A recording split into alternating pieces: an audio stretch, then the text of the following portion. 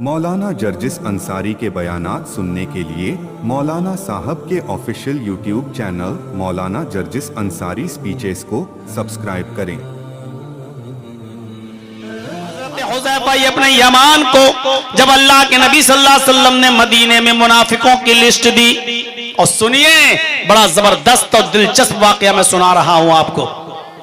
हजरत हुज़ैफा अपने यमान को जब अल्लाह के नबी ने मदीने के मुनाफिकीन की लिस्ट दी कि मदीने में इतने लोग मुनाफिक हैं, और उन्होंने नाम पढ़ लिए, ये नाम पढ़ लिए। फरमाया हाँ अल्लाह के नबी मैंने नाम देख लिए।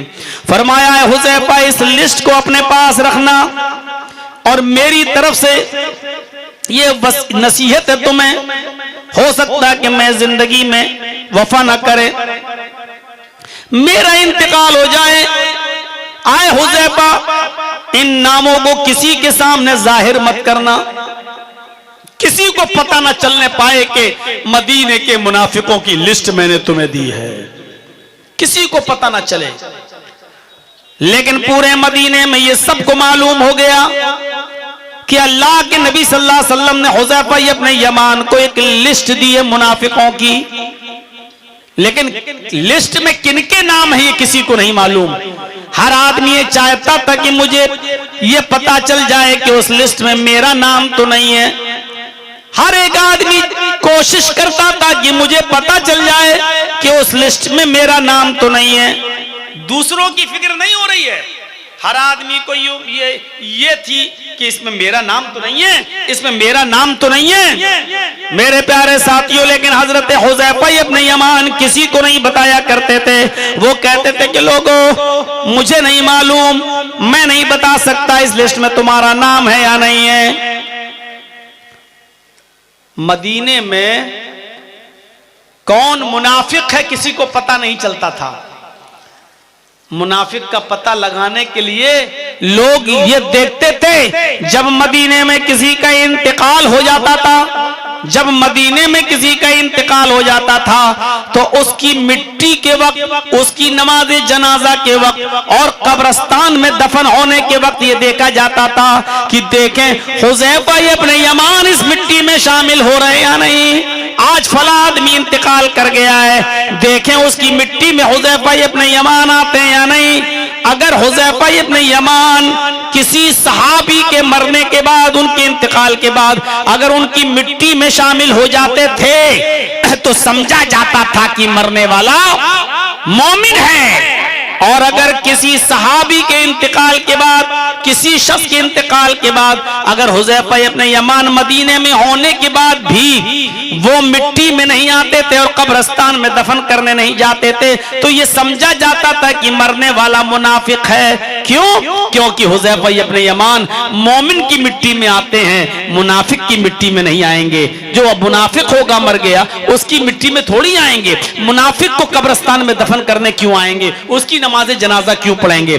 तो ये देखा जाता था कि किसी के इंतकाल के बाद देखें फला आदमी तो मर गया, अब हुज़ैफा अपने यमान आते हैं कि नहीं आते हैं उसका जनाजा पढ़ने के लिए, देखें आते हैं कि नहीं आते हैं उसकी मिट्टी में शामिल होने के लिए। अगर आते थे तो मरने वाले को मोमिन समझा जाता था, और नहीं आते थे तो मरने वाले को मुनाफिक समझा जाता था। लेकिन हुज़ैफा अपने यमान किसी को बताते नहीं थे कि लिस्ट में इसका नाम है कि नहीं। एक दिन हजरत उमर फारूक उनको अपने घर ले गए और नाश्ता कराया जम के, खजूर खाओ, कहवा पियो, अच्छे से अच्छा खिलाया पिलाया। और जब मेहमान नवाजी कर ली तो कहा हजरत उमर ने हुज़ैफा जानते हो मैंने तुम्हारी दावत क्यों की? कहा नहीं। आए हुज़ैफा ये मेरा घर है, मैंने तुम्हें अच्छे से अच्छा अपनी ताकत के मुताबिक खिलाया पिलाया। कहा कि ठीक अल्हम्दुलिल्लाह, अल्लाह ताला आपको बरकत दे। कहा हुज़ैफा इस मेरे घर में मेरे अलावा और तुम्हारे अलावा कोई नहीं है। कहा अमीरुल मोमिनीन आप बिल्कुल ठीक कह रहे हैं, हमें और आप है, तीसरा कोई नहीं है।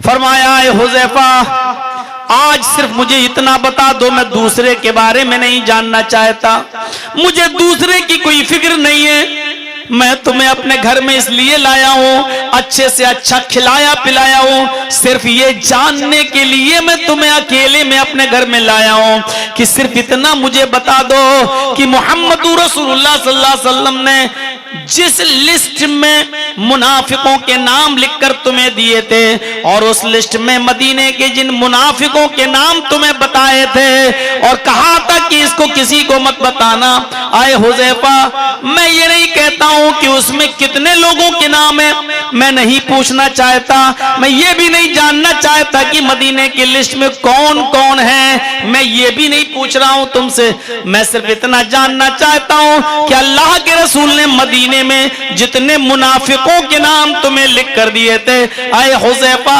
उन नामों की लिस्ट में मेरा नाम है या नहीं, उमर फारूक का नाम है या नहीं, अल्लाह के रसूल ने जो नाम तुम्हें बताए थे उन नामों में मेरा नाम लिखा या नहीं लिखा, अगर लिखा तो बताओ ताकि मैं तौबा और इस्तिग़फ़ार करके अपनी मुनाफिकत दूर कर लूं, और अगर नहीं है तब भी बताओ ताकि मैं अल्लाह का शुक्र अदा करूं। हजरत हुज़ैफा इब्न यमान कहते हैं, आए अमीरुल मोमिनीन, आपने मुझे खिलाया है, आपका शुक्रिया, आपने मुझे बेहतरीन नाश्ता कराया है, खाना खिलाया है, जज़ाकुमुल्लाहु अहसनल जज़ा, अल्लाह आपको इसका बेहतरीन बदल अता फरमाए। लेकिन इस खिलाने और पिलाने के बाद अगर आप ये चाहते हैं कि मैं आपको उस राज को फाश कर दूं जो जनाब मुहम्मदुर रसूलुल्लाह ने मुझे छिपाने के लिए कहा था, तो मैं उस राज को फाश नहीं कर सकता। आए अमीरुल मोमिनीन, आए उमर इब्न खत्ताब, मैं आपको ये भी नहीं बता सकता कि उस लिस्ट में आपका नाम है या नहीं, अल्लाह के रसूल ने जो चीज मुझे छिपाने के लिए कही थी मैं उसको छिपाऊंगा, और मैं ये बिल्कुल नहीं बताऊंगा कि उस लिस्ट में आपका नाम है या नहीं है। आप चाहे अकेले में पूछें, तन्हाई में पूछें, लेकिन मैं उस राज को फाश नहीं कर सकता जिस राज को छिपाने के लिए मोहम्मद रसूलुल्लाह सल्लल्लाहु अलैहि वसल्लम ने मुझे हुक्म दिया था कि इसको कभी किसी को बताना नहीं, मैं नहीं बता सकता। इस पूरे वाक़े को बताने का मकसद क्या है? हजरत उमर को अपनी फिक्र है, मुझे मेरे बारे में बता दो, मैं नहीं पूछता हूं अबू बकर के बारे में नाम है कि नहीं, उस्मान का नाम है कि नहीं, अली का नाम है कि नहीं, हसन का नाम है कि नहीं, मुआविया का नाम है कि नहीं, हुसैन का नाम है कि नहीं, मैं नहीं पूछता, मैं किसी के बारे में नहीं जानना चाहता कि किसका नाम है नहीं, मुझे मेरे बारे में बता दो, मेरा नाम तो नहीं है। लेकिन हजरत हुज़ैफा ने उनको उनके बारे में भी नहीं बताया। हर इंसान अगर अपनी फिक्र करने लगे तो जितनी बुराइयां आज हम देख रहे हैं मुआशरे में, जितनी बुराइयां देख रहे हैं आज हम समाज में, जितनी बुराइयां देख रहे हैं आज हम सोसाइटी में, जितने कदगत देख रहे हैं आज हम अपने माहौल में, ये सारी की सारी बुराइयों पर पाबंदियां लग जाएं, खत्म हो जाएं, अगर हम अपनी इस्लाह कर लें, अगर हम अपने आप को संभाल लें, अगर हम खुद अपने आप को सुधार लें। तो अलैकुम अनफुसकुम या अय्युहल्लज़ीना आमनू अलैकुम अनफुसकुम, ईमानो वालों पहले अपने आप को देखो, ईमानो वालों पहले अपनी फिक्र करो, आए मुसलमानों तुम्हें पहले अपनी फिक्र होनी चाहिए। आज हर इंसान दूसरे की फिक्र कर रहा है, देखो यार कितना आदमी बिगड़ गया, अरे पहले अपनी फिक्र करो। आप खुद आईसीयू में लेटे हुए हैं, आप खुद आईसीयू में लेटे हुए हैं और दूसरे को बचाने की फिक्र कर रहे हैं, अरे पहले अपने आप को बचाओ। अगर तुम तंदुरुस्त रहोगे, तुम सेहतमंद रहोगे तो 10-20 का और इलाज करा सकते हो, लेकिन अगर तुम ही मर गए तो 10-20 का इलाज कौन कराएगा? इसलिए पहले अपने आप को देखो, पहले अपनी फिक्र करो। तो मेरे प्यारे साथियों, फितरत में जिंदगी हो तो एक जुमला काफी है, और फितरत में जिंदगी ना हो तो पूरी जिंदगी भी सुनाते रहो, कोई फर्क नहीं पड़ेगा, कोई फर्क नहीं पड़ेगा। एक पथरीली जमीन है, एक पहाड़ है, पानी गिरा उसके ऊपर और टपकते हुए नीचे आया, बह गया।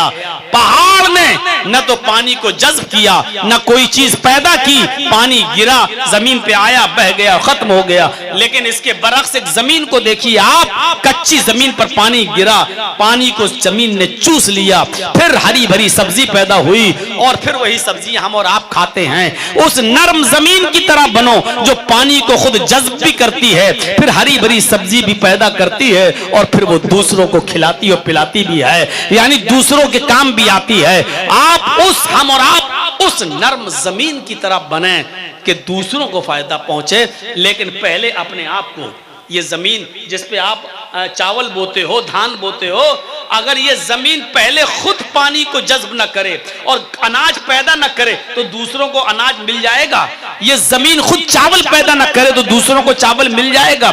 जमीन पहले खुद चावल को पैदा करती है, फिर दूसरे लोग उससे फायदा उठाते हैं। तो पहले आप खुद कुरान और हदीस से फायदा उठाएं, उसके बाद दूसरों को फायदा पहुंचाएं। पहले आप खुद गुनाहों से बचें, फिर दूसरों को गुनाहों से बचाएं। पहले खुद आप नेक अमल करें, फिर दूसरों को नेक अमल की तरफ बुलाएं। यही है दावत व तबलीग का मिशन। तो मेरे प्यारे साथियों, कभी छोटी से छोटी नेकी को हकीर मत समझो, छोटी से छोटी नेकी को भी हकीर मत समझो। क्या होगा इतने में, क्या होगा? नहीं। हजरत आयशा सिद्दीका फरमाती हैं कि मेरे पास एक मांगने वाली आई, जाअतनी साइला, मेरे पास एक मांगने वाली आई, व माहा सबयान, उसके साथ 2 छोटे छोटे बच्चे थे। कहने लगी शैअन लिल्लाह, आयशा घर में खाने को कुछ हो तो दे दो, मेरे बच्चे भूखे हैं। हजरत आयशा फरमाती इंदी तमरा, मेरे पास एक खजूर थी, एक खजूर, वो मैंने उठाई और उस औरत को दे दी। उस औरत के 2 छोटे छोटे बच्चे थे, उस औरत ने खजूर के 2 टुकड़े किए, एक खजूर थी, एक खजूर, बस उस औरत ने उस खजूर के 2 टुकड़े कर दिए, आधा आधा, बीच की गुठली निकाली फेंक दी और खजूर के 2 टुकड़े कर दिए। आधा इस बच्चे को दे दिया, आधा इस बच्चे को दे दिया। दोनों ने आधी आधी खजूर खाई, औरत भूखी रह गई और चली गई।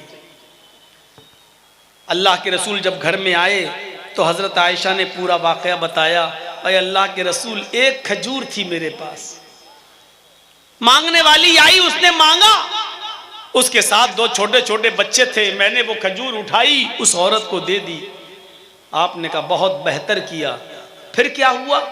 कहा अल्लाह के रसूल, उस औरत ने खुद कुछ नहीं खाया, अपने खजूर के 2 टुकड़े कर दिए, आधा इस बच्चे को दे दिया और आधा इस बच्चे को दे दिया, खुद भूखी रह गई और चली गई। फरमाया वजबत अलैहिल जन्ना, आयशा, उस औरत ने अपने आप को भूखा रख के अपने बच्चों को पाला, अगरचे आधी आधी खजूर ही खिलाई, लेकिन ऐसा करके उसने जन्नत अपने ऊपर वाजिब कर ली, यानी अल्लाह ने उस औरत पर जन्नत फर्ज कर दी। हजरत आयशा ने सदका क्या किया? एक खजूर। आपके पास एक खजूर हो तो आप क्या कहेंगे? अरे यार, एक खजूर में उसका क्या हो जाएगा बेचारे का, हटो, खुद उठाया खा लिया। हजरत आयशा कहती है मेरे पास एक खजूर थी, मैंने वही दे दिया। आए है, छोटी सी छोटी नेकी को भी हकीर मत समझो। फत्तकुन्नार वलौ बिशिक्कि तमरा, अल्लाह के नबी ने फरमाया जहन्नम की आग से अपने आप को बचाओ, अगरचे खजूर का टुकड़ा ही तुम्हें सदका क्यों ना करना पड़े। खजूर का टुकड़ा, खजूर नहीं कहा, बिशिक्कि तमरा, अरबी जानने वाले जानते हैं आप, शिक के माना टुकड़ा, एक हिस्सा, खजूर का टुकड़ा। फत्तकुन्नार वलौ बिशिक्कि तमरा, जहन्नम से अपने आप को बचाओ, अगरचे खजूर का एक टुकड़ा ही हो तुम्हारे पास, खर्च करने के लिए, देने के लिए, अल्लाह की राह में लुटाने के लिए, सदका करने के लिए, उसको भी देकर अपने आप को जहन्नम की आग से बचाओ। किसी भी छोटी से छोटी नेकी को हकीर मत समझो। अल्लाह के नबी एक बार औरतों में खुतबा दे रहे थे, औरतों में, और औरतों में कह रहे थे या माशरन निसा, आए औरतों की जमात, तुम अपने पड़ोस में रहने वाली किसी पड़ोसन को सदका और खैरात देने में कमी न करो, अगरचे तुम्हारे पास बकरी का खुर ही क्यों ना हो। बकरी का खुर, बकरी जब चलती है पैर जहां पैर रखती है उसी पैर को खुर बोला जाता है। खुर अरब के अंदर ये सबसे हकीर खाना था, सबसे हकीर चीज थी, सबसे निचला और सबसे कमतर दर्जे का खाना माना जाता था। तो उसको खुर यानी खुर कहते नहीं, ये पैर निचला हिस्सा जिस पे लेटरिन लगे, गंदगी लगे, मिट्टी लगे, तमाम वो खुर जो बकरी का नीचे का हिस्सा पैर का, उसको खुर का। अल्लाह के नबी ने फरमाया, आए और तो तुम अपनी पड़ोसन को सदका और खैरात करो, अगर कुछ ना हो तुम्हारे पास सदका और खैरात करने के लिए तो बकरी का खुर ही दे दो। यानी मामूली से मामूली चीज भी तुम्हारे पास सदका और खैरात करने के लिए हो तो दे दो, और उस खुर को देकर अपने आप को जहन्नम से बचाओ। किसी भी मामूली से मामूली चीज को मेरे भाइयों, नेकी को तुम हकीर न समझो। अल्लाह के नबी जनाब मोहम्मद रसूलुल्लाह सल्लल्लाहु अलैहि वसल्लम ने फरमाया कि कयामत का दिन होगा, हिसाब किताब हो चुका होगा, एक आदमी की नेकियां तौली जाएंगी, एक आदमी की नेकियां तौली जाएंगी। नेकियां और बुराइयां जब तराजू के पल्ले पे रखी जाएंगी तो उसकी नेकियों का पल्ला उठ जाएगा और उसकी बुराइयों का पल्ला झुक जाएगा। यानी उसकी नेकियां कम है और बुराइयां ज्यादा। अल्लाह हुक्म देगा, फरिश्तों थोड़ी देर इसको यहीं बैठा रहने दो और थोड़ी देर के बाद इसको उठाकर जहन्नम में फेंक दो, इसलिए कि इसकी नेकियां कम है और बुराइयां ज्यादा। नेकियां और बुराइयां जब तौली गई तो नेकियां कम निकली और बुराइयां ज्यादा। वो आदमी अफसोस में बैठा होगा, ऐसे सोच रहा होगा, थोड़ी सी नेकी और कर लेते तो नेकियों का पल्ला झुक जाता। अभी हाथ सर पर रखकर सोच रहा होगा, अल्लाह ये क्या हो गया, मेरी नेकियों का पल्ला उठ गया, बुराइयों का पल्ला झुक गया। इतने में एक फरिश्ता आएगा और एक रुमाल में, हैंडकरचीफ में, एक कपड़े में थोड़ी सी मिट्टी लेकर आएगा और वो मिट्टी ले जाकर उसकी नेकियों के तराजू के पल्ले में रख देगा। उसके पल्ले में, उस पल्ले में रख देगा जिसमें नेकियां थीं, उसमें रख देगा। जैसे ही वो रुमाल जिसमें थोड़ी मिट्टी होगी उस नेकियों के पल्ले में रखेगा, नेकियों का पल्ला झुक जाएगा और बुराइयों का पल्ला उठ जाएगा। हुक्म होगा, फरिश्तों इस आदमी को जन्नत में ले जाओ, इसलिए कि इसके पल्ले में नेकियां ज्यादा हैं। वो फरिश्तों से कहेगा, ए फरिश्तों मेरी तो नेकियों का पल्ला उठ गया था, इसमें क्या है जो तुम लाए और तराजू के पल्ले में रुमाल रख दिया और पल्ला झुक गया। फरिश्ता कहेगा, कुछ नहीं, इस रुमाल में थोड़ी सी मिट्टी है। कहेगा कि ये मिट्टी कहां से आई? कहा ये वो मिट्टी है कि जब तेरी बस्ती में, जब तेरे इलाके में कोई मर जाता था तो तू अपने भाई के जनाजे में जरूर जाता था, दोस्त हो या दुश्मन, तू हर किसी के जनाजे में शरीक हुआ, उसकी जनाजे की नमाज भी पढ़ता था और मिट्टी भी देता था। ये नेकी बाकी रह गई थी, इस मिट्टी को उठाकर तेरी तराजू के पल्ले पर रख दिया गया। रहमा, अल्लाह को तो बख्शने के लिए बहाना चाहिए, इसलिए तुझे बख्शने के लिए वो मिट्टी इस पल्ले पर रखवाई और तेरा पल्ला झुक गया और तुझे जन्नत का मुस्तहिक बना दिया। देखिए, आज अमीरों के जनाजों में हम जाते हैं और गरीबों की मिट्टी में आज हम जाने का नाम नहीं लेते, क्योंकि वो बेचारा गरीब था।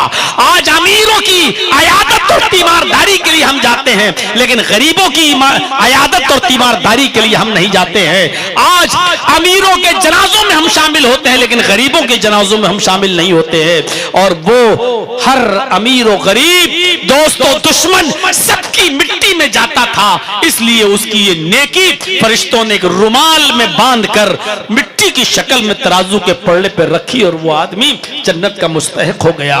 एक और फरिश्ता उस आदमी के पास आएगा जिसकी नेकियों का पल्ला उठा हुआ होगा, वो अफसोस कर रहा होगा ये क्या हुआ। फरिश्ता आएगा और थोड़ा सा पानी उस तराजू के पल्ले पे रख देगा, पल्ला झुक जाएगा। अल्लाह हुक्म देगा, इसको जन्नत में ले जाओ। वो फरिश्ते से कहेगा, ये फरिश्ते ये क्या है, कौन सा पानी है? फरिश्ता कहेगा, ये पानी नहीं है, ये वो तेरी नेकी है कि जब कोई अंधा मस्जिद में नमाज के लिए आता था और उसको वुजू बनाने में बड़ी दिक्कत होती थी तो तू कुएं से पानी खींचकर उस बर्तन में भरकर उस अंधे को दे दिया करता था और अंधा बैठकर वुजू बना लिया करता था। फिर तू बर्तन उठाकर बर्तन रखने की जगह पर रख दिया करता था। ये वो पानी है जो तूने अंधे को दिया था वुजू बनाने के लिए, जो वुजू पानी खींचने के लायक नहीं था और पानी ले जाने के लायक नहीं था। तूने उसकी मदद की। आज ये वो नेकी है जो तेरे पल्ले में रख दी गई और तुझे जन्नत का मुस्तहिक बना दिया गया। छोटी से छोटी नेकी को हकीर न समझो। कयामत के दिन जब हमारी नेकियां तौली जाएंगी, हमारे गुनाह तौले जाएंगे और जब हमारी नेकियों का पल्ला उठ जाएगा तो यही छोटी छोटी नेकियां तलाश करके लाई जाएंगी और हमारे तराजू के पल्ले में रख दी जाएंगी। पता नहीं कौन सी नेकी से हमारा तराजू का पल्ला झुक जाए और रब काबा हमें जन्नत का मुस्तहिक बना दे। पलौ बेशिक्के तमरा, एक छोटी से छोटी खजूर के टुकड़े को भी अल्लाह की राह में सदका और खैरात करके अपने आप को जहन्नम की आग से बचाओ। आप किसी के घर में झाड़ू लगाकर देख लीजिए। आपके घर में गरीब आदमी रहता है, एक नाबीना औरत रहती है, बूढ़ी औरत रहती है, कोई नहीं है, आप जाकर लगाइए, नहीं लगा सकते। और हजरत अबू बकर सिद्दीक के जमाने में, हजरत अबू बकर सिद्दीक के दौरे खिलाफत में एक नाबीना, बूढ़ी, आंखों से अंधी, पैरों से लंगड़ी, हाथों से कोड़ी एक औरत, बूढ़ी औरत की खिदमत किया करते थे हजरत उमर फारूक रज़ी अल्लाह तआला अन्हु। उसके बर्तन मांज दिया करते थे। पहला काम, किचन में घुस गए, उसके बर्तन मांज दिए। दूसरा काम, उस औरत के कपड़े धुल दिए, दूसरा कपड़ा पहना दिया। दूसरे दिन गए, इसका पहना हुआ कपड़ा उतार कर धुल दिया और दूसरा कपड़ा जो सूख चुका उसको पहना दिया, उसके कपड़े धुल दिया करते थे। और तीसरा काम, उस बूढ़ी औरत के घर में झाड़ू लगा दिया करते थे। एक दिन हजरत उमर फारूक तहज्जुद की नमाज पढ़ने के बाद थोड़ा लेट गए और फजर की नमाज से पहले उठे, आंख खुली है, चलिए उठते हैं और सीधे उस बूढ़ी औरत के घर जाते हैं। क्या देखते हैं कि बर्तन मंजे हुए हैं पहले से। सोचा चलो बूढ़ी औरत के कपड़े धुल दूं, तो क्या देखते हैं कि एक कपड़ा पहने हुए हो, दूसरा कपड़ा सूख रहा है, कपड़ा भी धुल चुका है। झाड़ू उठाई कि चलो घर को साफ कर दें, तो क्या देखते हैं कि घर में झाड़ू पहले से लगी हुई है, कोई लगा गया है। हजरत उमर ने उस बूढ़ी औरत से पूछा, माँ आज घर में झाड़ू लगी हुई है, बर्तन मंजे हुए हैं, कपड़े धुले हुए हैं, ये क्या बात है? कौन आया था? या तुमने ये सब काम अपनी मर्जी से कर लिए? तुम तो हाथों से कोड़ी हो, पैरों से लंगड़ी हो, आंखों से अंधी हो, दांत मुंह में नहीं है, ये काम तुम कैसे कर सकती हो? उस बूढ़ी औरत ने कहा, बेटे मुझे क्या मालूम, मैं तो समझी तुम रोजाना आते हो, तुम ही ने झाड़ू लगाई है। जो आया उसके बारे में भी इस बुढ़िया को पता नहीं, इस अंधी को, नाबीना को पता नहीं। कहा बेटे मैं क्या जानूं, मैं तो समझ रही थी कि तुम्ही ने बर्तन मांजे, तुम्ही ने झाड़ू लगाई है, तुम्ही ने कपड़े धुले। कहा नहीं माँ मैं तो अभी आया हूं। फरमाया बेटे मुझे नहीं मालूम। हजरत उमर ने कहा पता नहीं, चलो कोई आया होगा, लगा गया होगा, चले गए। दूसरे दिन फिर उसी टाइम पर आते हैं तो क्या देखते हैं कि अभी झाड़ू लगी हुई है, बर्तन मंजे हुए हैं, कपड़े धुले हुए। हजरत उमर ने कहा अच्छा इसका मतलब कोई है जो मुझसे पहले आता है, कपड़े धुल जाता है कोई जो मुझसे पहले आता है, बर्तन मान जाता है। अब पता लगाना जरूरी है कि ये काम कर कौन रहा है। हजरत उमर तीसरे दिन पहले आ गए और एक दरख्त की आड़ में छिप जाते हैं कि देखते हैं कि कौन आता है। ऐसे ही दरख्त लगे हुए थे और दरख्त की आड़ में छिप गए। एक आदमी अपना सर छिपाए हुए आता है और सीधे उस बूढ़ी औरत के घर में घुस जाता है। हजरत उमर घर के बाहर बैठ जाते हैं कि देखें कितनी देर बाद निकलता है।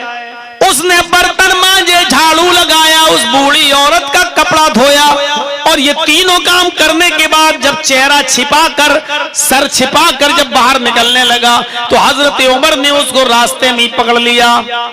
मोहतरम जरा अपना चेहरा दिखाओ, कौन हो तुम?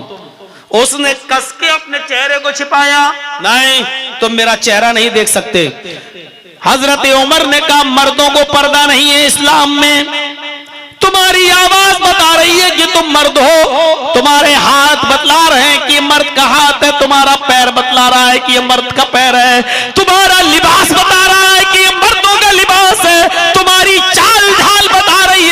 मर्द हो और फिर मर्द होकर पर्दा चेहरा छिपाए हुए हो, चेहरा खोलो। कहा बिल्कुल नहीं। तुम होते कौन हो जबरदस्ती करने वाले मेरे साथ? हजरत उमर ने कहा तुम्हें मैं अल्लाह का वास्ता देता हूं कि तुम चेहरा खोलो, ये देखना चाहता हूं कि ये काम कौन कर रहा है। इस बूढ़ी औरत की खिदमत मैं किया करता था, इसके घर के बर्तन मैं मांजता था, इस बूढ़ी औरत की झाड़ू मैं लगाता था, इसके कपड़े मैं धुलता था। मैं देखना चाहता हूं कि मुझसे भी पहले आकर ये काम कौन करता है। खोलो, तुम्हें अल्लाह का वास्ता। हजरत अबू बकर सिद्दीक कहते हैं क्या उमर, अगर तुमने मुझे अल्लाह का वास्ता न दिया होता तो मैं चेहरा नहीं खोलता। हजरत अबू बकर सिद्दीक ने चेहरा खोला, तब पता चला कि ये खलीफे वक्त है, ये अमीरुल मोमिनीन है, ये अबू बकर सिद्दीक है जो उमर फारूक से भी पहले आकर झाड़ू लगा रहे हैं, ये उमर फारूक से भी पहले आकर कपड़ा धुल रहे हैं, ये उमर फारूक से भी पहले आकर बर्तन मांज रहे हैं बूढ़ी औरत के। कौन? अमीरुल मोमिनीन, इस वक्त खलीफा है, चीफ मिनिस्टर है पूरी बस्ती के, पूरे इलाके के, और ये रात के अंधेरे में उमर से भी पहले आकर खिदमत कर रहे हैं और फिर चेहरा भी छिपा रहे हैं ताकि किसी को पता न चले कि हजरत अबू बकर यानी अमीरुल मोमिनीन खिदमत कर रहा है। मैं ये नेकी का सवाब अल्लाह से लेना चाहता हूं, मैं अपनी नेकी फाश नहीं करना चाहता, मैं अपनी नेकी के बारे में बताना नहीं चाहता था, लेकिन आए उमर आज तुमने मेरी नेकी फाश कर ली। हजरत उमर फारूक रोने लगे, आप अमीरुल मोमिनीन होकर बूढ़ी औरत की खिदमत कर रहे हैं, आप रातों में बूढ़ी औरतों की खिदमत करेंगे तो खिलाफत कौन संभालेगा, लोगों की शिकायतें कौन सुनेगा। मेरे प्यारे साथियों, इस छोटे से छोटे काम को भी हकीर मत समझो। एक बूढ़ी और एक नाबीना औरत के घर पे जाके झाड़ू लगाना अगरचे मामूली काम है, लेकिन इसको मामूली मत समझो। हजरत अबू बकर और उमर फारूक ये काम किया करते थे। किसी के बर्तन मांज देना ये मामूली काम नहीं, अरे वो तो गैरों के, बूढ़ी औरतों के और नाबीना औरतों के बर्तन मांजते थे। हम तो हट्टे खट्टे तंदुरुस्त और मोटे ताजे होकर अपने घर के बर्तन नहीं मांज सकते। अपने घर के बर्तन मांजेंगे तो मेरे दोस्त कहेंगे कितना बड़ा देखो, ये हाल है। शादी के बाद भी घर में बर्तन मांज रहा है, ओहो अपनी बीवी का गुलाम है। शादी के बाद भी अपने कपड़े खुद धुल रहा है, ओहो देखो जोरों का गुलाम है। मेरे भाइयों, अपने हाथ से अपने कपड़े धुल लेना ये मायूब नहीं है, अपने हाथ से अपने घर में झाड़ू लगा देना ये मायूब नहीं है, बर्तन मांज देना ये मायूब नहीं है। अल्लाह के नबी की बीवी हजरत आयशा फरमाती हैं अल्लाह के नबी के बारे में कि अल्लाह के नबी मेरे घर के कामों में मेरी हेल्प किया करते थे। मैं अगर आटा गूंदती थी तो रोटी अल्लाह के नबी बना दिया करते थे, और अगर मैं रोटी बना देती थी तो आटा अल्लाह के रसूल गूंद दिया करते थे। मैं अगर घर में झाड़ू लगाया करती थी तो कपड़े अल्लाह के नबी सल्लल्लाहु अलैहि वसल्लम धुल लिया करते थे। अपने घर में अपना जूता खुद सिल लिया करते थे, अपना जूता खुद ही सिल लिया करते थे। क्यों ना सिला? एक बार जूता सिल रहे हैं अल्लाह के नबी, अपना जूता, मोची का काम खुद कर रहे हैं। और हमें कैसा नबी मिला यार, सोचो हमें रसूल कैसा मिला। हजरत आयशा चरखा चला रही हैं। चरखा, हम लोग अंसारी बिरादरी से ताल्लुक रखते हैं इसलिए अच्छी तरह जानते हैं चरखा कैसा होता है। और 20 साल पहले हम लोग जब हथकरघा हाथ वाला मशीनें जब घर पे लगी हुई थी हैंडलूम, तो अच्छी तरीके से जानते हैं चरखा क्या होता है। हजरत आयशा चरखा चला रही हैं और अल्लाह के नबी अपने पैर का जूता ऐसे सिल रहे हैं। पसीना निकल रहा है पेशानी से और पसीने की एक बूंद टपक कर जमीन के ऊपर गिर गई। ऐसे एक बूंद पसीने की टपक कर जमीन पर गिरी और हजरत आयशा ने चरखा रोक दिया, ऐसे देखने लगी। अल्लाह के नबी ने देखा चरखे की आवाज बंद हो गई, तो अल्लाह के नबी ने कहा आयशा ऐसे क्या देख रही हो, मैं जूता संभाल रहा हूं, मेरा जूता फट गया है, मैं जूता सी रहा हूं, तो मुझे ऐसे क्या देख रही हो।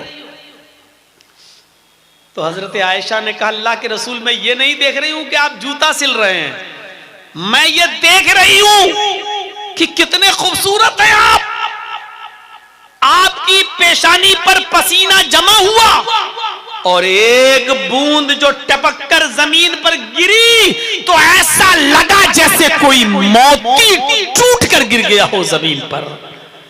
अल्लाह ने आपको खूबसूरत तो पहले ही से बनाया था, लेकिन आज पसीने की एक बूंद मोती की तरह गिरी जमीन पर। आज आपकी खूबसूरती दोबाला है, अजीब खूबसूरती है आज आपकी। अल्लाह के नबी मुस्कुराए तो हजरत आयशा ने क्या कहा, आए अल्लाह के रसूल, अबू हुमैद ने एक शेर पढ़ा था, अबू हुजैल अपनी महबूबा के लिए, अपनी माशूका के लिए, उसकी कोई गर्लफ्रेंड रही होगी। आए अल्लाह के नबी, अबू हुजैल ने एक शेर पढ़ा था जो अपनी महबूबा के लिए, अपनी गर्लफ्रेंड के लिए पढ़ा था। अगर आज वो जिंदा होता और आपकी पेशानी से टपकने वाले पसीने के इस कतरे को देख लेता, इस बूंद को देख लेता जो जमीन पर गिरा है, और आपकी खूबसूरती को देख लेता, तो वो शेर छीन कर जो उसने अपनी महबूबा के लिए बनाया है, आज वो शेर वो आपको दे देता। अल्लाह के नबी ने कहा कि उसने अपनी महबूबा के लिए कौन सा शेर पढ़ा था? अबू कबीर हुजली ने कौन सा शेर पढ़ा था अपनी महबूबा के लिए? अल्लाह के नबी सल्लल्लाहु अलैहि वसल्लम पूछ रहे हैं, और हजरत आयशा कहती हैं कि आए अल्लाह के नबी, उसने अपनी महबूबा के लिए जो शेर पढ़ा था वो शेर था फैजा बरिकत। उसने शेर पढ़ा, फैजा नजर तो इला सुर्रत वजही बरिकत का बरकिलार जिल मुतहल्लली। ये अबू कबीर हुजली का शेर है जो उसने अपनी महबूबा के लिए पढ़ा था। इतनी तारीफ कर रहा था वो इस शेर में अपनी गर्लफ्रेंड की, अपनी महबूबा की, कि मेरी महबूबा इतनी खूबसूरत है कि जब मैं उसको देखता हूं बंद कमरे में, अंधेरे कमरे में जब मैं देखता हूं तो अंधेरे कमरे में भी रोशनी हो जाती है। यानी इतनी गोरी है, इतनी खूबसूरत है कि अगर उसको अंधेरे कमरे में रख दिया जाए, खड़ा कर दिया जाए, तो अंधेरे कमरे में भी रोशनी हो जाए।